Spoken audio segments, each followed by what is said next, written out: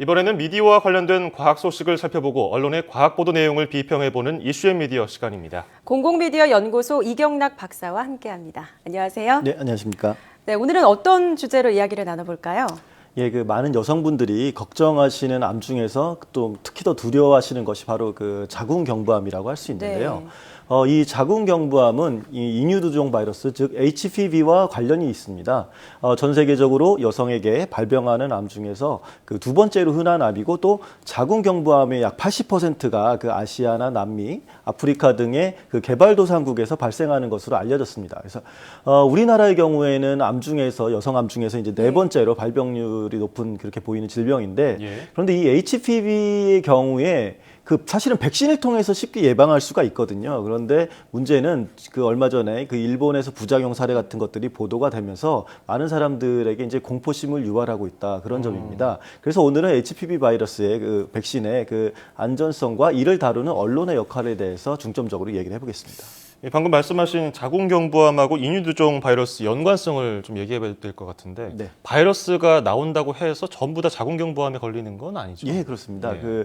대한부인종양학회에 따르면 그 인유두종 바이러스는 여성 10명 중에 8명이 이제 평생에 한 번 정도는 걸릴 법한 그런 정도로 흔한 그리고 또 피부 접촉에 의한 그런 바이러스입니다. 그래서 뭐 성관계를 일찍 시작했거나 뭐 대상이 많은 경우 그리고 좀 사회 경제적으로 상태가 좋지 않은 경우 또 본인이나 배우자의 위생 상태 그리고 흡연 같은 것들도 일종의 인자로 작용을 하고 있습니다. 예. 또 미국 질병관리본부에 따르면 현재 150여 종 이상의 HPV가 발견되고 있고 그리고 이 중에서 자궁경부암을 일으키는 아주 고위험군의 그런 바이러스는 약 15종인 것으로 알려졌습니다. 그래서 그 중에서도 HPV16과 HPV18 요 정도가 자궁경부암의 이게 발병이 되면 그 70%가 이제 그 정도로 이렇게 발견되고 있고 자궁경부암의 대표적으로 원인으로 이제 그 두 바이러스가 꼽히고 있습니다. 그래서 그런데 이게 지금 시판 중인 예방 백신을 접종하면 최대 98%까지 이제 예방 효과를 볼 수가 있거든요. 그러니까 암을 막을 수 있다는 것입니다. 그래서 해외에서는 이런 예방 접종을 계속 권장하고 그러니까 특히 뭐 남성들도 이것을 바이러스니까 이것을 치료하도록 이렇게 예방하도록 이렇게 권장을 하고 있습니다. 여성 입장에서 자궁경부암 참 무섭고 백신만 맞으면 다 이제 괜찮다고 생각하고 있었는데 부작용이 나타나면서 더 두렵다는 생각이 들었거든요. 일본에서 나타난 사례 어떤 내용인 건가요? 예, 아무래도 이제 일본이 우리랑 가깝다 보니까 더 그것들의 영향을 받았는데 2013년이었습니다. 일본에서 백신 부작용이란 사례들이 계속 이제 언론에 보고가 됐는데요. 그래서 일본 정부가 10대 학생들에게 그 전에 계속 맞으라고 권고를 했었는데 그런 백신 접종을 권장하던 것을 중지했습니다. 그러니까 여기서 중요한 것이 백신을 맞지 말아라라고 한 게 아니거든요. 그러니까 권장을 금지했다는 것이거든요. 맞을 사람 맞으라는 것이죠. 그런데 우리 언론은 당시에 이제 부작용의 측면만을 굉장히 강조를 해서 보도를 했고, 그리고 그것 때문에 우리나라의 접종률도 굉장히 많이 떨어지게 되었습니다. 그런데 이와 관련해서 올해 그 11월 20일에 그 유럽의학청이라고 EMA라고 하는 곳에서 그 HPV 백신의 안전성을 다시 확인하는 그런 보고서를 발표했습니다. 그래서 이제 안전성이 다시 입증됐다고 볼 수 있는데, 그 이전에 예전에 이제 백신 접종을 받은 덴마크 소녀들이 뭐 이렇게 현기증을 일으키거나 실신하거나 뭐 통증, 뭐 이상 반응을 호소한 적이 있었거든요. 그래서 덴마크 정부가 EMA에 조사를 요청했습니다. 우리가 이런 일이 있는데 백신 안전한 거냐? 그랬더니 이제 올해 이제 EMA 보고서는 백신의 안전성을 다시 확인하면서 백신 접종 정책을 바꿀 필요 없다 이런 식으로 다시 이제 안전하다 이런 식으로 결론을 내렸습니다. 아무리 좀 신뢰도가 높은 기관이 발표를 하더라도 100번, 1000번 효과가 좋더라도 딱 한 번 뭔가 부작용이 발생하면은 불안한 게 사실이거든요. 네. 그렇다면 각국 정부가 대처를 잘해야 될 것 같은데 어떤 역할들을 하고 있나요?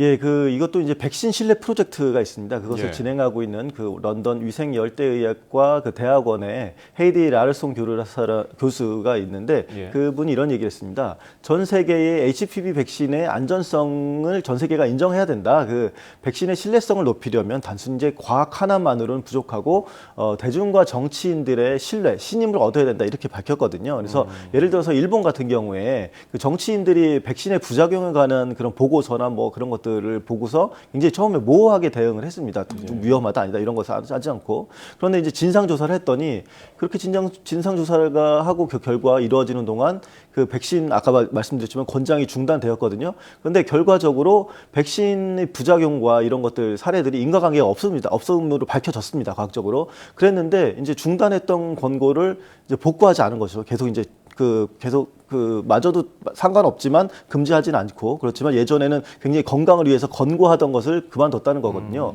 인도의 경우에는 이제 좀 더 심각한데 2010년에 백신을 접종받은 소녀 7명이 사망을 하는 일까지 볼 수 있습니다. 근데 굉장히 다양한 이유가 있죠. 그 주사에 이런 세균이나 이런 걸 수도 있는데 조사 결과 어쨌든 거기서도 백신과 무관한 것으로 밝혀졌습니다. 그런데 인도 같은 경우는 그런 백신 접종 프로그램이 이제 중단된 채 계속 남아 있고 결과적으로 보게 되면 어떻게 보면 전 세계에서 자궁경부암으로 인한 그 사망자의 4분의 1이 인도에서 나오고 있다고 이런 얘기까지 전해지고 있습니다. 과거에 백신을 맞고 사망을 하거나 부작용이 발생한 거는 어떤 것 때문에 그런 건가요?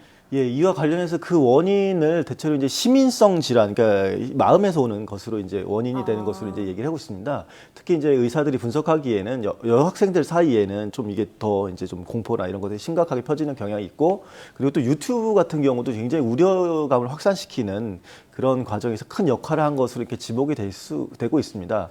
이런 시민성 반응은 사실은 그 HPV 백신에 대해서만 나오는 건 아니거든요. 그래서 2009년 H1N1 그 인플루엔자 조류독감 바이러스가 이제 전 세계를 휩쓸었을 때 대만의 한 학교에서는 이제 23건 정도의 그 바이러스 이제 백신을 맞으면서 시민성 반응이 보고가 된 적이 있었습니다. 그러니까 바이러스 그 주사제 때문이 아니라 그러니까 그 주사 맞는 과정에서 공포나 이런 것들이 작용했던 것이죠.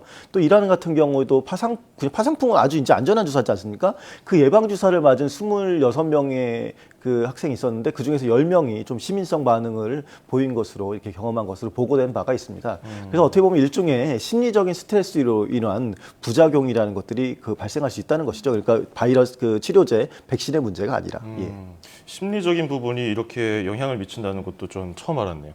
자, 그렇다면 인유두종 바이러스나 다양한 백신 그 바이러스 질환에 대한 백신 접종에 대해서 언론들이 어떻게 조심히 접근을 해야 될 것 같거든요. 어떻게 해야 될까요? 예, 그와 관련해서 아까 말씀드린 헤이디 라르손 교수는 대중의 정서를 정확히 계속 관찰하는 것이 중요하고 그리고 또 백신이 처음 도입되었을 때 그 대중의 우려를 잘 듣고 그리고 신속하게 대응할 필요가 있다 이런 식으로 얘기를 했습니다. 예를 들어서 HPV 그 백신의 접종률을 높이려면은 과학적 증거, 이거 안전하다, 문제가 아니다 그런 것들 시민성이다 이렇게 해서 얘기하는 것만으로는 부족하고 각국의 그런 문화적 상황이나 정치적 상황을 종합적으로 이제 고려해야 한다는 것입니다. 그러니까 우리나라 같은 경우도 일본에 얼마나 영향을 받나 이런 것도 고려해야겠죠. 그래서 또 대중의 우려는 SNS나 그 취약한 정치 때문에 이제 더 커질 수 있다 이런 식으로 얘기하는데 정치가들이 이제 종종 이제 대중이나 과학 사이에서 이제 그게 왜냐하면 여론이나 민심이니까 이렇게 좀 갈팡질팡하거든요. 그러니까 과학적으로 맞는데 여론들이 반대하니까 이런 경우들이 있는데 이런 것 때문에 오히려 이런 갈팡질팡하는 정책이 나오고 그런 결정자들에게 정책 결정자들에게 지침을 내려줄 수 있는 그런 어떤 가이드가 필요합니다. 근데 이것을 과학 저널리즘이 할 수 있다 이렇게 생각되고 과학 저널리즘이 계속 과학적 근거를 지속해서 제시함으로써 대중들을 좀 안심시키는 역할을 아주 적극적으로 수행한다 이렇게 보고 있습니다. 네, 자궁경부암 백신뿐 아니라 모든 백신에게 적용될 것 같은데요. 안정성 그리고 과학적으로 한 번 더 확인을 하고 잘못 알려진 부분들이 있다면 바로 잡는 것이 필요할 것 같습니다.